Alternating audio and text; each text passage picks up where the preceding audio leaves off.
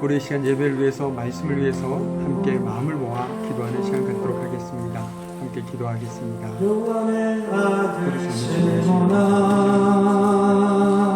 모두 저희도 주님 말씀 앞에서 내가 다른 사람들보다 성령께서 더 친구하게 해주시고 나를 더 사랑하느냐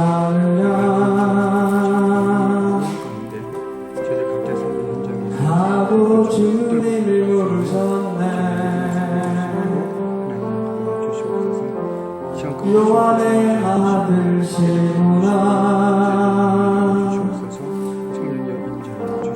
내가 다른 사람들보다. 우리 삶을 주관하신 아버지 하나님, 참으로 감사합니다. 특별히 오늘 저희들 시편 말씀을 함께 나누고 묵상할 때 정말 다윗의 믿음과 그 삶이 또한 우리의 믿음과 우리의 삶이 되길 소망합니다. 또한 그 마음으로 하나님 말씀을 들을 때에 하나님 저희들에게 영적인 지혜를 더하여 주시고 그 깨달은 말씀들을 우리 삶에서 살아내는 우리 귀한 속적교회 청년들이 다 될 수 있도록 하나님 도와주시옵소서. 오늘도 부족한 주의 종을 하나님 말씀을 전한 자로 세우셨습니다.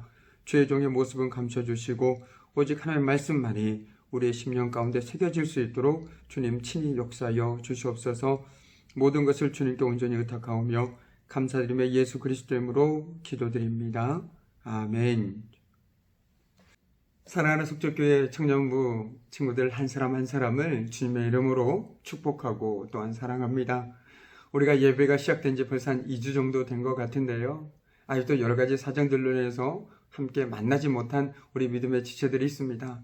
그러나 우리가 얼굴과 얼굴을 마주 대하고 함께 교제할 수는 없지만 적어도 우리의 신앙 안에서, 공동체 안에서 정말 우리 서로의 끈은 결코 그 어느 때보다도 단단하게 매여 있다는 거 잊지 마시고요. 오늘도 하나님께서 허락하신 삶의 현장에서 정말 하나님의 은혜 가운데 승리하는 삶 살아가는 우리 속적교회 청년부 한 사람 한 사람 되기를 진심으로 소망합니다. 네, 오늘 하나님 말씀은요, 시편 54편 1절에서 7절까지의 말씀을 중심으로 해서 하나님 편에 서다라는 주제로 함께 나누어 보도록 하겠습니다. 정말 우리가 삶을 살다 보면 이런 말을 참 많이 듣는 것 같아요. 특별히 신앙생활 하면서 이 말을 많이 듣는 것 같은데요. 사람을 의지하면 안 된다. 하나님만을 의지해야 한다. 참 맞는 말인데 우리는 이 말을 수없이 들어오지만 이 말씀대로 살아간다는 것이 그렇게 쉽지 않다는 것도 우리는 살다 보면 깨닫게 됩니다. 하나님을 의지하던 믿음이 금세 눈에 보이는 사람들에게로 향하는 때가 얼마나 많은지 모릅니다. 조금 전까지 정말 주님의 말씀이 진리구나, 주의 말씀대로 살아야지라고 얘기했다가 어느 순간 어느 누군가에게 난 너만 있으면 돼, 난 너만 믿을게 라는 말을 수도 없이 반복하는 우리들의 연약한 모습을 발견하고 깜짝깜짝 놀랄 때가 저도 한두 번이 아닙니다. 하나님을 믿는다고, 하나님을 신뢰한다고 고백하면서도 그 고백이 정말 공허한 메아리가 될 때가 얼마나 많던지요. 오늘도 말씀을 통해서 특별히 다윗의 그 믿음과 그 고백과 그 삶을 통해서 우리 역시 이 땅에서 한 사람의 그리스도인으로서 어떤 믿음을 가지고 살아야 하는지 고민해보고 또한 그 믿음의 삶을 본받아갈 수 있는 이 시간 되기를 소망합니다. 삶을 살다 보면 어려울 때 나를 도와주는 사람이 있는가 반면에 그 어려움을 더욱 가중시키는 사람도 있습니다.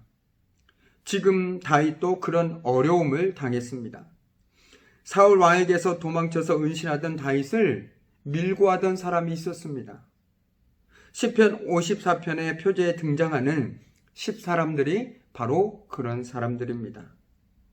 다윗이 그들과 어떤 연관성이 있는 것도 아니었고 그들에게 해코지를 한 적이 없었음에도 불구하고 그들은 다윗을 잡으려 했습니다. 사울에게 밀고 할 뿐만 아니라 다윗을 정탐까지 했습니다. 그들의 이런 행동 때문에 다윗은 큰 곤란에 빠지게 됩니다. 그들은 하나님을 자기 앞에 두지 않는 사람들이었습니다. 즉 그들은 하나같이 하나님을 안중에도 두지 않는 자들이었습니다. 하나님보다 권력자를 더 두려워하고 사람의 생명보다 자신들의 이익을 더 귀하게 보는 사람들이었습니다. 그러기에 사람의 생명을 아끼지 않았고 하나님의 기름 부음 받은 자를 대적하는 일도 주저하지 않았습니다. 이런 공경 속에서도 다윗은 결코 무너지지 않았습니다. 사방이 적으로 가득하고 자신이 그 가운데 포위되어 있었음에도 불구하고 그는 두려워하지 않았습니다. 다윗은 전심으로 하나님을 의지했고 오직 하나님만을 신뢰하였습니다. 다윗에게는 하나님이 나를 도우시며 내 생명을 붙드신다는 확고한 믿음이 있었습니다. 옛말에 물령망동 정중여산이라는 말이 있습니다. 옥포해전에서 전쟁을 앞두고 많은 적들 앞에서 두려워 떨고 있는 조선 수군에게 이순신 장군이 했던 말입니다. 물령망동 정중여산. 물령망동, 즉 어떤 상황에서도 경거망동하지 마라. 우왕좌왕하면서 혼란을 야기하지 말라는 것입니다. 정중여산, 즉 침착하게 태산과 같이 무겁게 행동하라는 것입니다. 태산과 같이 중심을 잡고 든든히 서 있으라는 것입니다. 그리고 실제 그는 그의 말처럼 물령망동 정중여산하여 조선 수군 최초의 승리를 거두게 되지요. 그런데 우리 삶에도 물령망동 정중여산할 때가 있습니다. 아무리 어려운 일을 당해도 하늘이 내려앉고 땅이 꺼지는 일을 당해도 경거망동하지 않고 태산과 같이 중심을 잡고 살아간다면 그 어려움을 극복하게 될 것입니다. 특별히 신앙적 관점에서 우리가 정중여산, 즉 하나님 안에서 태산과 같이 뿌리를 잡고 든든하게 서서 살아간다면 그 어떤 상황도 우리의 신앙 안에서의 하나님을 향한 신뢰와 믿음을 꺾을 수가 없을 것입니다. 특별히 우리 그리스도인들이 정중여산할 이유는 바로 여기에 있습니다. 오늘 말씀 4절입니다. 그러나 하나님은 나를 돕는 분이시며 주님은 내게 힘을 북돋워 주시는 분이시다. 아멘. 시인은 주님께서 자신을 돕는 분이라고 말합니다. 주님이 나를 돕고 계신다는 것을 깨닫게 되자 말할 수 없는 힘이 솟습니다. 든든함이 몰려옵니다. 두려움이 물려가고 담대함이 찾아옵니다. 주님께서 나와 함께 하시기에 이 두려움 결코 나를 고꾸라뜨릴 수 없다라는 것이죠. 그래서 어느 시인도 이렇게 말합니다. 주님은 내 편이시므로 나는 두렵지 않다. 사람이 나에게 무슨 해를 끼칠 수 있으랴. 주님을 바라보고 주님이 내 편심을 깨닫게 되자 사람들이 나에게 아무런 두려움의 존재가 될 수 없다라는 것입니다. 바꿔 얘기한다면 내가 사람들에게 자꾸만 나의 마음과 생각을 빼앗기기 시작하면 그들은 나에게 두려운 존재가 될 수밖에 없는 것이겠죠. 시인은 이 세상에서 누구라도 어떤 권력이나 힘이나 그 무엇이라도 두려워하지 않고 살아갈 수 있는 영적 지혜를 소유하고 있었습니다. 그것은 바로 주님은 내 편이시다라는 것입니다. 주님은 저와 여러분의 편이십니다. 즉 그는 하나님이 자신의 곁에서 자신을 돕는 자가 되심을 알고 있었습니다. 주님께서 이 상황 가운데서도 나를 여전히 붙들고 계시고 나를 돕고 계신다. 바로 지금 이 순간에도 이 영적 지혜를 소유하게 될 때 우리의 모든 순간은 기적이 임하는 자리가 됩니다. 우리의 삶의 영적 조급증을 벗어버리고 주님이 주시는 평안을 누리게 됩니다. 저와 여러분은 감옥에 갇혀있던 베드로를 너무나도 잘 알고 있습니다. 그는 감옥에서 어쩌면 이 땅에서의 마지막 밤을 두려워 떨며 쓸쓸하게 보내고 있어야만 했습니다. 그런데 그는 그러지 않았습니다. 오히려 그는 그 순간에도 깊은 잠을 자고 있었습니다. 정말 작은 문제 하나만 발생하더라도 밤새 잠 못 이루고 뒤척이는 우리들과는 너무나도 대조적인 모습을 오늘 베드로는 보여주고 있습니다. 어떻게 베드로는 그게 가능했었을까요? 그는 하나님만을 올곧게 의지했기 때문입니다. 하나님만을 신뢰했기 때문입니다. 그렇기 때문에 그는 어딨냐가, 어떤 상황이냐가 문제시될 필요도 없었던 것이지요. 베드로의 구출은 헤롯이 베드로를 죽이기 위해 잡아내려고 하는 그 전날 밤에 이루어졌다라고 성경은 기록합니다. 그런데 이를 유대식 날짜 계산법으로 하면 바로 그날 밤입니다. 참으로 절대절명의 순간에 베드로는 극적으로 구출되었던 것이죠. 하루 전날이 되어도 소식이 없습니다. 어떤 조짐도 보이지 않습니다. 결국 하루 해가 완전히 저물었습니다. 더 이상 어떤 공식적인 조치가 취해질 수 없는 시간이었습니다. 인간이라면 누구라도 절망하지 않을 수 없는 시간입니다.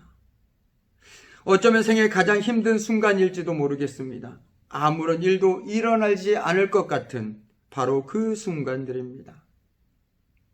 바로 그 순간에 하나님의 역사는 시작되었습니다. 하나님의 천사로부터 하나님의 구원의 역사가 고요히 그 누구도 알 수 없게 진행되었습니다.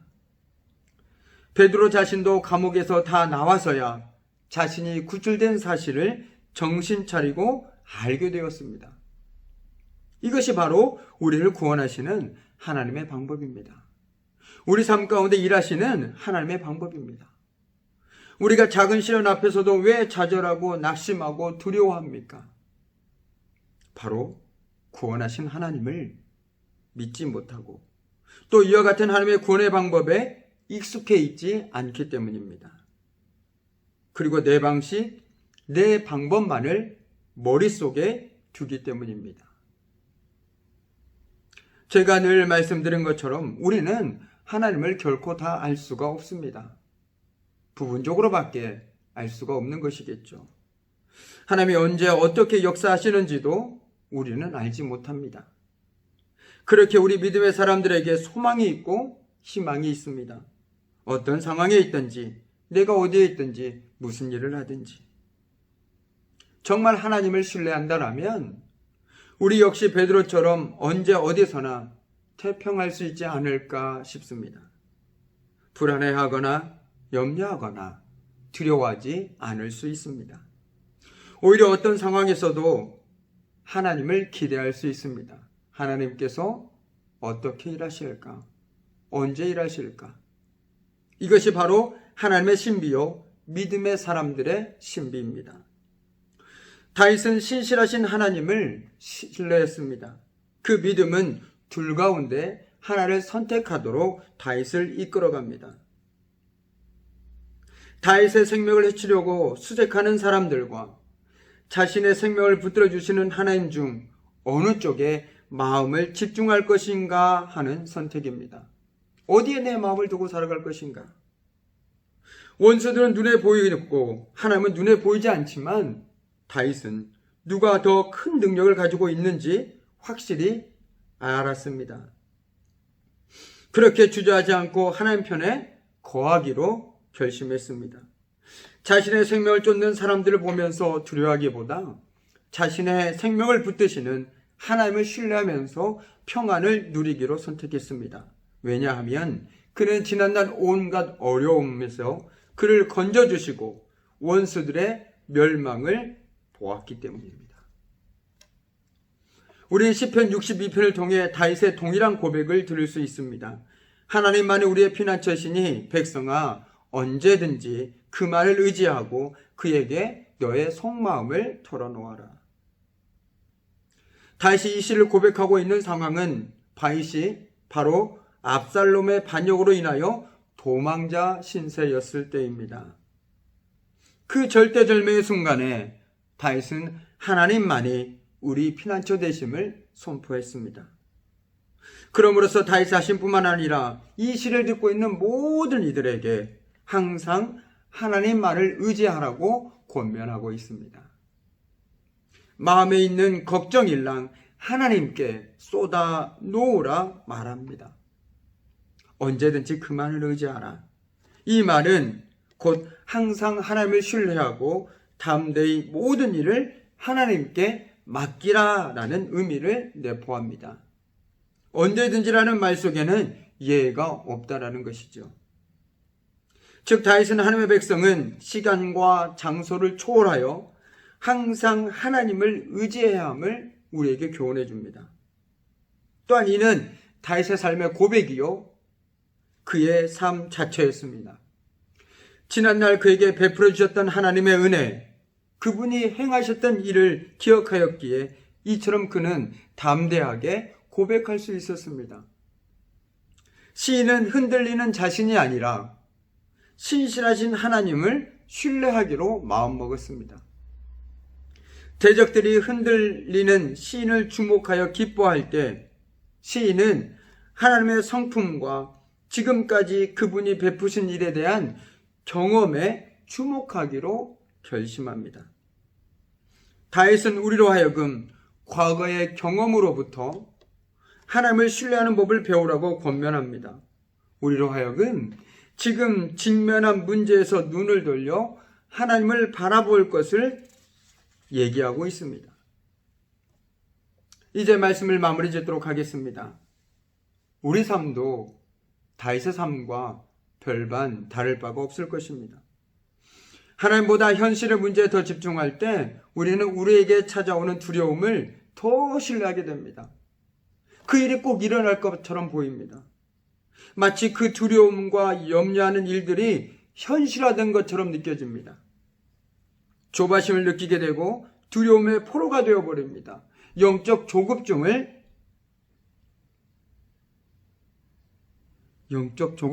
시달리게 됩니다. 그런데 바로 그 순간이 우리가 신앙의 눈으로 하나님을 바라보아야 할 때입니다. 하나님을 신뢰하지 못할 때는 결코 없습니다. 하나님을 안중에 두지 않았던 십사람들처럼 사는 것이 아니라 우리는 오늘도 하나님을 신뢰하고 오직 그분만을 의지하고 살아갔던 다윗처럼 살아야겠습니다. 세상에 휘몰아치는 파도 속에서도 흔들리지 않고 신실하신 주님만을 바라볼 때 가능한 삶입니다. 물령망동 정중여산, 신실하신 주님이 우리를 돕는 분이심을 매 순간 기억하고 살 때 어떤 상황 속에서도 태산과 같이 신앙 안에서 중심을 잡고 흔들리지 않으며 살아갈 수 있지 않겠습니까? 저와 여러분의 한 주의 삶이 신실하신 주님이 일하시는 기적이 임하는 자리가 되길 소망합니다. 그러기 위해서 우리가 신앙 안에서 물령망동 정중여산하며 주님만을 신뢰하고 주님만을 바라보고 살아가야 하겠습니다. 여러분의 삶의 현장에 주님이 돕는 분이심을, 주님이 여러분의 편이심을 기억하고 살아가시기 바랍니다. 그렇게 할 때 그 주님의 놀라우신 돌보심과 인도하심과 보살피심을 우리가 느낄 수 있을 것입니다. 여러분의 한 주의 삶 속에서도 그 주님의 은혜가 넘쳐나기를 소망합니다. 기도하겠습니다. 참으로 고마우신 아버지 하나님, 오늘 다윗의 삶을 통하여 다윗은 어떤 환경 속에서도 신실하신 주님을 신뢰하며 또한 그 삶을 살아내었습니다. 저들 역시 그 삶을 살길 소망합니다. 다윗의 믿음이 우리의 믿음이 되길 소망하고 다윗의 삶이 또한 우리의 삶이 되길 소망합니다. 주님, 우리에게도 세상에 꺾을 수 없는 정말 신실하신 주님만을 바라볼 수 있는 신실한 믿음을 허락하여 주시옵소서. 이제는 우리 주 예수 그리스도의 은혜와 하나님의 그 크신 사랑과 성령의 임재와 사귐과 다스리심이 정말 신실하신 주님을 바라보고 그 주님만을 의지하며 살아가길 소망하는 우리 귀한 청년들의 삶과 그들의 삶의 현장과 그들의 모든 순간순간마다 지금부터 영원히 함께 하시기를 간절히 축원하옵나이다. 아멘.